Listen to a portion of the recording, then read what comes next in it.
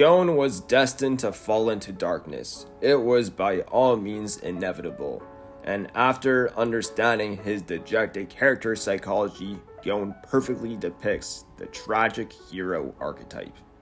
Gon is simply an 11-year-old kid who's desperately attempting to understand the chaos of the world and the monster within himself. There's a melancholic maturity to Gon's character that widely goes unnoticed. He's a sad and lonely protagonist with an extremely low self-esteem, and he wants to feel worthwhile. Gon's concept of humanity is flawed, and his moral compass fails to direct him. Without the presence of a father figure in his life, Gon lacked structure, and although his Aunt Mito did her best, Gon's impulsive and free-spirited nature guided his every thought and decision, often wandering across ethical and rational boundaries. This is the mind of Gon, a naive 11-year-old kid whose balance between right and wrong is misconstrued by his reckless curiosity. We see it time and time again. When Gon learns of Killua's family of assassins, he seems interested rather than fearful, and this very much surprised Killua. When Gon concedes to Hisoka in the Hunter exam, his anger and frustration boils to the surface, revealing his true self-loathing state. And in the face of death, fighting an unwinnable fight against Hanzo, Gon's self-deprecating pride relentlessly holds on to the concept of absolute victory. Each of these situations highlight one pervasive issue about Gon's character within the nuances of the narrative. Each action is indirectly caused by the absence of his father. Without Jin's presence to help Gon walk the tightrope of life, Gon had to figure things out for himself, creating an individual with an absolutely unhinged moral ideology. Gon does not care about right or wrong. His reactions are simple and driven by innocent curiosity. Gon opens his mind to everything, regardless of boundaries of origin, light or dark. Gon cannot be appraised, he cannot be calculated, and therefore he is dangerous. And sadly, Gon does not value himself, nor does he regard the consequences of his actions.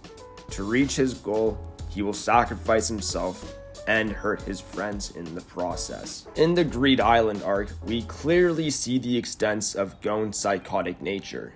During the dodgeball match, he had no issue risking the life of his friends if it meant winning the game by his own standards and expectations. And Killua wanted to assist Gon in any way possible, even if it meant hurting himself in the process. And through this apparent weakness, Gon took advantage of his best friend. Gon vs. Genthru reveals the monster that resides inside Gon, the true nature lurking beneath the surface of Gon's positive demeanor. Without hesitation, Gon sacrifices his arms in order to defeat Genthru in his own way. It was completely unwarranted and unnecessary, but he went through with it anyways. Throughout the Greed Island arc, Genthru was depicted as this unhinged lunatic, the personification of pure chaos and destruction. And the reality is, when you break it down, Gon is even more far gone than him. And he's a kid who's 11 years old. How did we get here? Well, Gon was never once reprimanded. There was no one there to guide Gon, but his emotion and impulse to action. In the Chimera Ant arc, when Kite loses his arm, Gon falls victim to his rage, selfishly putting everyone in danger. Killua, in the high-pressure situation that it was, chose to run away, leaving Kite behind. Killua, by all accounts, made the right decision, running away from a battle when he realized that he was completely outmatched. If he and Gon stayed there, they would have been fodder. But when they escape the borders of the NGO and meet up with Netero, it's Killua who's criticized for running away from the fight. It's this discourse of mindset inherent within a Hunter association, overlapping with the moral state of the Hunter x Hunter universe, that created Gon to be this way. He's just another victim of his environment. The seeds of Gon's darkness were planted, and then they were cultivated into what he became as a monster. Denying his guilt for abandoning Kite and failing to come to his aid when he needed it the most, Gon wanders into the territory of the 5 stages of grief. It's this denial that drives Gon to get stronger and to seek out Kite by any means necessary, even though his expectations should be confronted with the reality of the situation. And once reality sets in and Gon sees that Kite is a mere puppet of his former self, his rage burns within himself, and he cannot deny his anger. He cannot deny his hatred. The multitude of thoughts racing inside his head, the emotions bubbling underneath the surface, waiting to expel, all rooted in negativity within Gon's simple-minded nature. When he finally confronts Pitou, Gon cracks, and his emotional baggage is unloaded. In an act of desperation and anger, Gon bargains for Kite's survival, denying the reality before him. Depression hits Gon like Truck-kun in an isekai anime.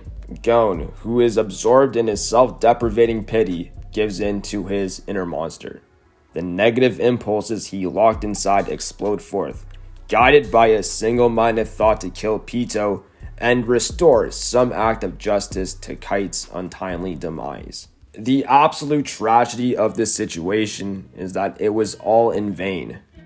Gon sacrificed his body and Nen, his literal humanity, in order to kill Pitou, and it did nothing to bring back Kite. He went so far, and he's still left with nothing.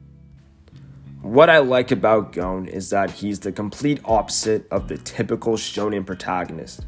On the surface, he seems like a happy-go-lucky kid, but that's just a fallacy to hide his loneliness and pain. Gon was suffering in silence the entire time.